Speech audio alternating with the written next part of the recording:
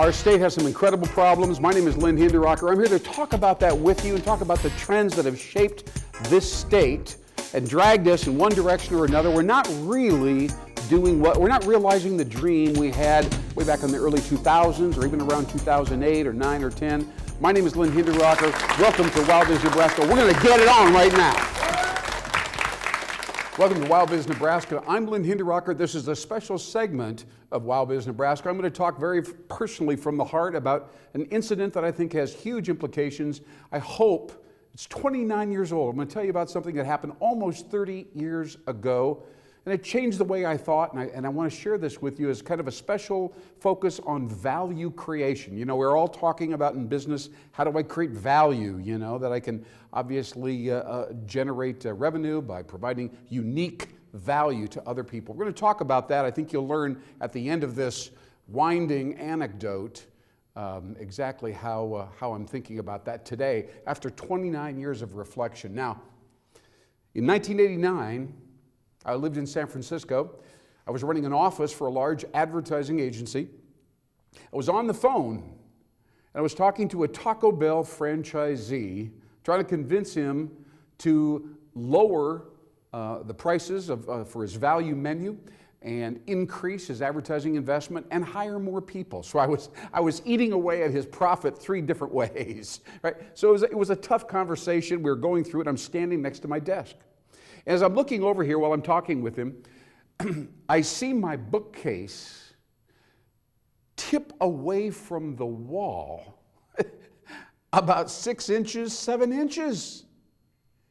And the books in the top of the bookcase began tumbling on the floor. This is while I'm on the phone. You know, and I don't know, I thought to myself, I'm either in some kind of a surrealistic Salvador Dali movie or picture, or this is just San Francisco and things like this happen here. And I kind of ignored it because I was so focused on this conversation. What I didn't realize is that the phone had gone dead, but I didn't know that at that point. Anyway, suddenly my administrative assistant rushed in from the lobby, rushed right around, climbed under my desk, again, while I'm still on the phone, and she said, "Lynn, we're in an earthquake, all right? We're in an earthquake." Now, I'd never been in an earthquake. I had no concept of what to do, what was appropriate, but I immediately realized, it hit me, of course, my wife was back at the apartment building, 25-story apartment building, about 2.5 blocks away, and I had no idea what was happening with her. So I dropped the phone, and I sprinted out of the building, and there's this incredible, it's called Jackson Park, an incredible park, about 2 blocks or so, beautiful, green, just a gorgeous park full of little cappuccino carts along the way. And I've got my suit and my tie on, and I'm sprinting, okay? No surprise, I'm sprinting, extremely serious, obviously frightened to death about my wife and what's happening. So I'm running. It was an odd moment. You know, I'm running as hard as I could, and I run past the area where elderly people every morning at 6:30 do Tai Chi exercises up on a big slope of this park. It's always a beautiful thing to see them if you're up early, and I'm running past them, and these images are going through my mind, and then I go past a cappuccino cart that had been tipped over, no surprise, because this was a 7.9 earthquake. So this is the biggest earthquake that has occurred in modern history. And so I'm running, I'm sweating, and I keep thinking to myself, what am I going to tell my parents, my wife's parents, about the fact that I probably won't ever see her body? She'll probably never be recovered.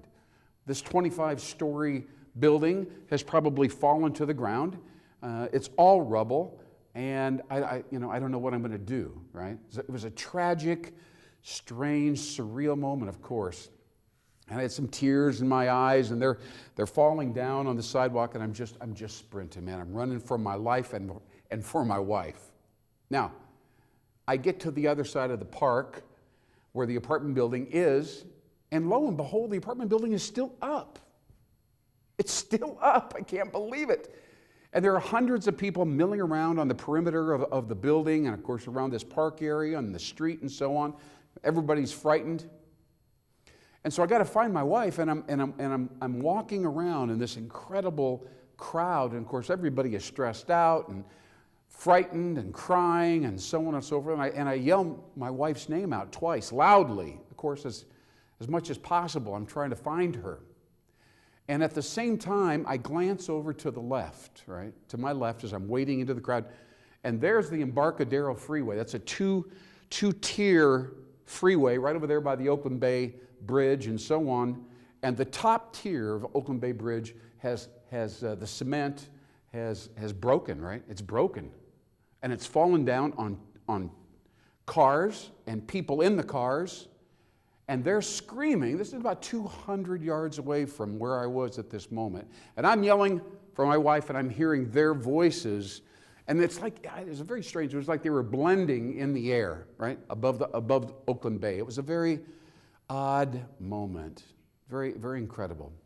Well, anyway, I found my wife, all right? She was wandering around. She'd grabbed a shirt and a pair of shorts and gotten out of the building. But I grabbed her, and of course I gave her a tight hug, and I said, what happened? What happened in there, you know? And she said, here's what happened. She said the elevator stopped working, all the lights went off in the building, and so I had to go down the stairwell, and we lived actually on the 15th floor, and she said, so I had to go down the stairwell, and there were no lights in the stairwell. So she said, I just kind of hung on to the railing and, of course, tiptoed down, kind of went down the stairs as quickly as I could in the dark. You couldn't see your hand in front of your face. And she said, I got down like 2 flights of stairs, and I heard a young woman screaming and crying. And I heard a baby crying. And this is my wife telling me this story. And so what it was, they were down on the 13th floor, and my wife heard them and kind of felt her way, and who's there, and so on, and she finally found them, and there they were. This young woman's huddled against the wall in the corner of the stairwell. She's got her baby. She's screaming and crying. She's absolutely out of her mind. She can barely breathe. She's so frightened, and the baby's crying. And so my wife got over to them. She said, here, and she held the young lady's arm, grabbed her by the elbow, supported the baby, and she said, we're going to walk out here. And she walked them slowly to the edge, and we began descending. They began descending down the 13 flights to the basement or the bottom of the building. And they got it done, you know. It was a rough descent, right? They didn't know if they were going to make it. Maybe the building was going to collapse on them. Nobody knew anything. But they got down to the basement. They got out, and they got out into the illumination. So it's a very interesting thing, and so I haven't been able to let go of it. You know, I keep thinking to myself, what does this mean? And I believe in symbols and metaphors. They're extremely important in my career and when I'm speaking and so on, trying to help people understand what this could symbolize. And I want to just say this. If you're in business out there, if you're a salesperson, even if you're a nonprofit, first of all, that young lady holding that child symbolizes, I think, all the people that we come across that are inside. We don't see them on the outside. Everybody looks normal. They look average. Nobody tells you this. But inside, they are very, very afraid. They don't know what they're doing at their jobs. They don't know if their company's going to succeed. They don't know what to do next. Nobody wants to buy anything from them. Whatever it is, they have profit. They have problems with finances. Whatever it is, they're scared, right? They're scared. And so I want to reassure you that there is a way. Just think of my wife guiding them. So dark you can't even see the people that you're working with, right? In that case, and guiding them down 13 flights and walking out into some form of illumination, right? Bright lights, bright sun out there. It's an incredible metaphor for what we do as business people, as executives, trying to help people down those steps and reassuring them that we can get them to the light. Now, there's another interesting metaphor. I can't ignore this. You know, engineers are incredible. In San Francisco, 40 years ago, they made a law that said all skyscrapers had to have, because I'm asking myself, why didn't this 25-story building fall down, right? all buildings that size and higher have to have rollers, believe it or not, brilliant, right? Rollers beneath the basement, beneath the infrastructure. So that if the ground changes angles or moves, the rollers move with it and obviously compensate from a vertical angle so the building doesn't topple. Now this is a very interesting thing because many businesses that I work with as a consultant and a coach and a speaker are very rigid in their thinking.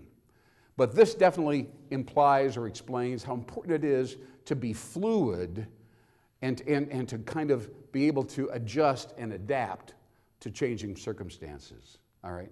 So the final thing that I want to emphasize to you is that everybody is sitting or standing on a fault line today, right? A fault line. There is an earthquake ready to disrupt your business and your career right now. Many people are complacent. They think everything's going to be the same way as it was yesterday and the day before, but of course we know technology and culture and politics, everything is changing, global economics changing. There is a fault line, there's a company, there's some kind of invention that is going to disrupt your industry, disrupt your career. And it's very difficult to not adjust to this if you're not prepared, if you don't realize it's coming. By the way, an outside view can really be helpful if you take what I'm saying seriously. A fault line, an earthquake. An earthquake is coming, right? You can ask Blockbuster Video, did an earthquake disrupt your life? Huh? Ask hotel organizations, did Airbnb disrupt your business? Of course. It was an earthquake. It was an earthquake. Change is coming at that scale and with that intensity and potency and power. So there we have three metaphors. How to create value, assume that people are crying out, they're holding on to their assumptions, they're screaming, they don't know where to go with their careers, how to generate enough revenue, enough profits, how to expand. This is all that's going on inside of them. You don't see it, but believe me, it's there. They're just as frightened as that young woman with her baby was in the stairwell that evening in 1989 when my wife guided her downstairs, all right? So once more, the three metaphors are you can create value if you help somebody through the dark, all right? And you need to have roller bearings, some kind of physics or engineering working for you internally so you can adjust to disruption. And please know, ladies and gentlemen, I'm Lynn Hinderrocker with WOWBIZ Nebraska. It's coming. Disruption is coming. The earthquake is coming. You can be prepared.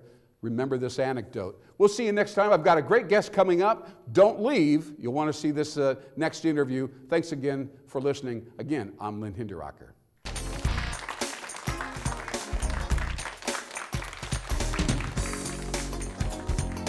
Welcome back to WOWBIZ Nebraska. I'm Lynn Hinderrocker.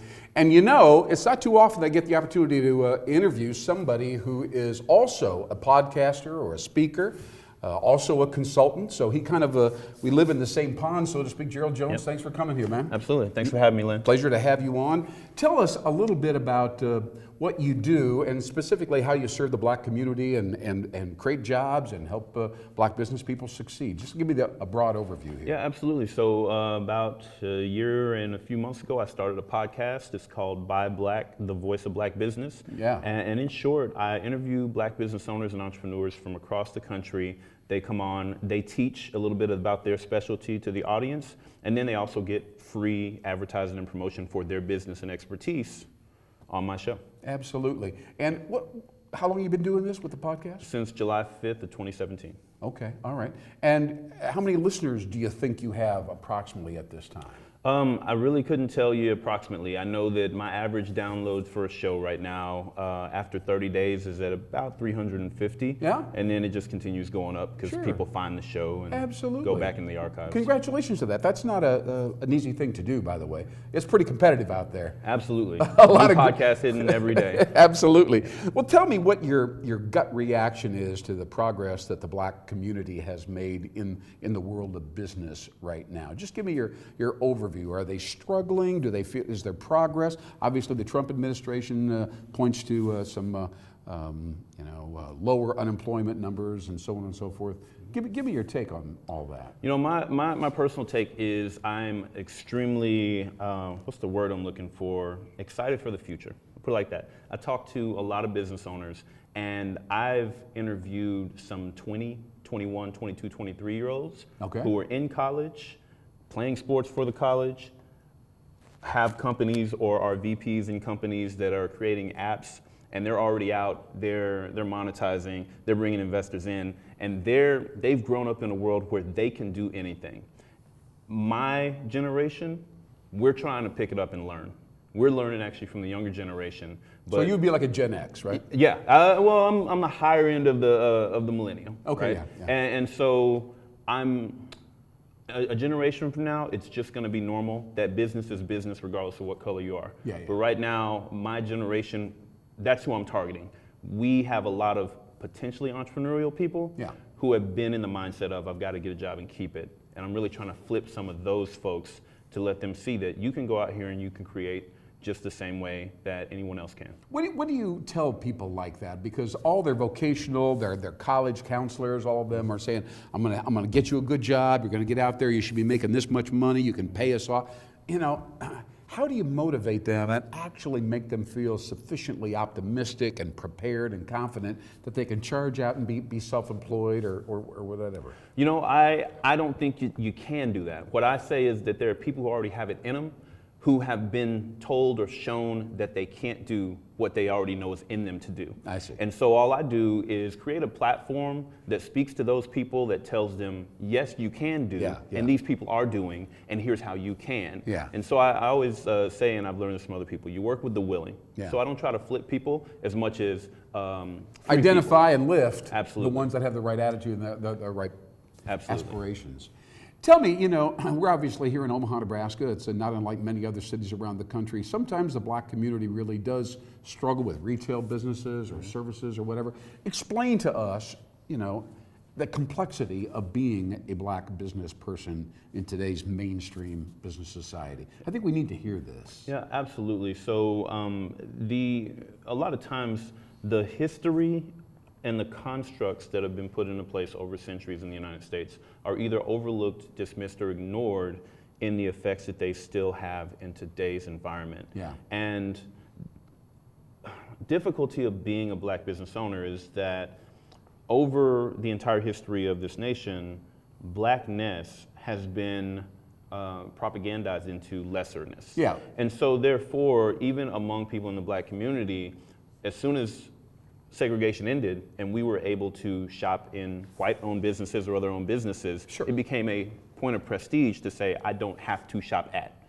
And so now, having to actually that kind of reverse all of that and say, you want to shop in your community first, you want to promote black businesses, not because of a racial divide, but because we have to succeed if everyone's going to succeed equally. And we need a lot of work psychologically, both in the black community and outside of the black community, to not see something that says, say, buy black, the voice of black business, and say, oh, well, that's not for me. When in reality, the information is for any entrepreneur or business owner who wants to improve their business. They're just getting it from black business owners. And that needs to be normalized. It's a lot of work to do that. Yes, it really is. Now, you know, Omaha, and again, many other cities, they have an area of town that is dominated by the black community. Mm-hmm. They try to start businesses in that area, and you know, they may be high quality, they may be operating at a high standard, whatever. Mm-hmm. But it's difficult to get the white community to enter there and go spend their money in those businesses that are in that area. Absolutely. What do you have to say, what do you say to those people? Get out of the area or promote the area, or how do you break through that barrier? Because it's so difficult to get a mainstream, kind of just a regular white shopper to go into a black community. But if they don't, there's a limit. Economically, it's too shallow. There's not enough money for everybody to make enough money, you know. Absolutely. It just doesn't have a strong enough capital base in that area. It's a very difficult thing, and I would say the answer is business dependent and yes and. And so what I would say to the potential white shopper, I would say, when you're looking for authentic ethnic goods, yes, you have no problem going to, say, Chinatown or Koreatown or sure, whatever part of the city right, where those you're going to find items. Authentic materials. But with black businesses, again, a psychological thing, people don't seek authentic goods from the black community. Right. They oftentimes seek black-like or urban goods from people who are kind of pimping us. Yeah. And so it has to be a conscious effort of, I'm going to make the decision to go into that neighborhood to find something authentic and support it. And again, that can be nothing but a long-term shift of attitude. Yeah. It's going to take a lot of work. That's a big thing. Now, Gerald, tell us about your work as a small business consultant or coach. I know that, I work in that profession as well. It's a challenging business in a way because big companies feel like, well, we already got a lot of people around here. We spend a lot of money on personnel and payroll. Why would we possibly bring another outsider in here? Why can't we muster the ability and the skill to do it ourselves? You talk to small business people, and they say, well, I don't really have the money, it's not in the budget, we're just kind of barely eking by. How do you break through that paradigm, shall we say? Yeah, I think you have to know exactly what it is that you offer that people need. Yeah. You talked earlier about guiding that scared woman down the stairs, right? Yeah, yeah. You've got to find out what it is that's actually scaring that business Yeah. owner. Whether Thank it's you the for small, saying that. yeah, the small business or the larger corporation, or really the medium-sized business, which I Yeah. think for a lot of consultants, that's kind of that That might be zone. the sweet spot there. Absolutely. But it's definitely a matter of first listening and Yeah. finding out what is that pain point and how do I specifically have the answer to make you not feel that pain anymore. Yeah. And I think a lot of it is also collaboration among consultants, because what you specialize in is going to be different from what I specialize in. And sometimes I might meet a client and say, you know what, I'm not right for you, but Lynn is, let me get you connected. And that just builds trust both within the industry and then also with our clients. Sure. Yeah. Let's talk a little bit more about collaboration, because in this era, this is the open era, this is the internet era. Yes. You can form a partnership or a business or a collaboration with somebody in China if you want to, right? And a lot of people haven't fully realized the potency of that. There's a lot of people out there that have complementary skills or attitudes, or they have reference points. What do you think about that? Do you think there's a whole new era of collaborative business waiting for us in this kind of open economy? I think that yes. In fact, it's pretty obvious that it is. And even a friend of mine just recently, he made a Facebook post, said, business is a team sport. Yeah.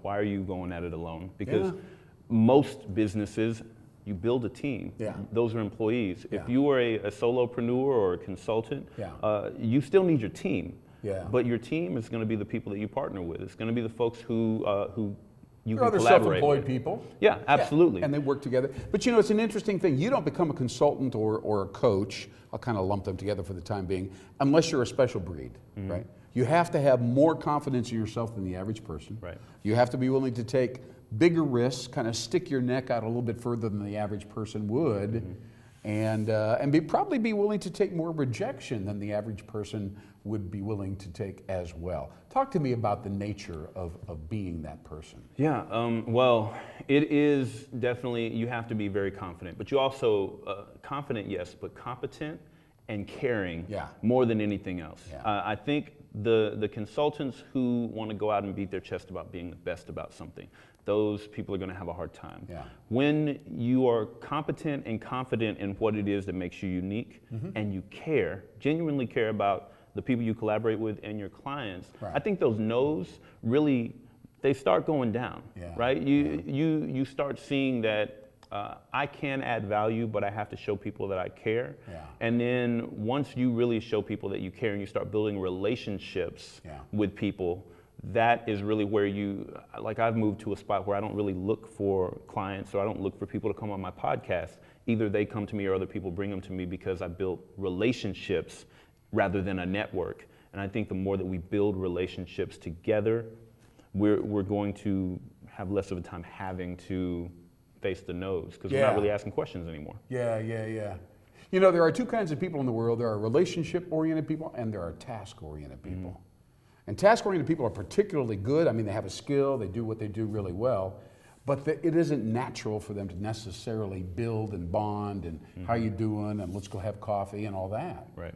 And those people have a challenge in this world based upon what you've just shared with me. Those are great people for consultants to hire as independent contractors to get the tasks done that we really don't want to do. I think you're probably right about that. Well, Gerald Jones, is there anything you want to share with us right now, my audience, as we wrap up here in WOWBIZ Nebraska? It's been a pleasure having you. Share with us perhaps your philosophy or your overall arc trajectory in your career, and then we'll sign off if you don't mind. You know, I'll tell you the two things when people ask me who you are and what you do. I say, you know, I do two things in this world. I help people solve problems and I help people win. And then my one philosophy, my mission in life is something that a Marine Corps officer told me that I did very well. I didn't even know it. He said, you love your Marines and you lead from your heart. And I never worry about the decisions you make. And that's what I tell people. It's like, love people, lead from your heart. You're never going to go wrong. Never have any, never second guess yourself if you have the right origination point. Absolutely. Absolutely. Well, Gerald Jones, thank you so much for joining us. It's been my pleasure. I'm Lynn Hinderrocker with Gerald, and come see us soon again on WOWBIZ Nebraska.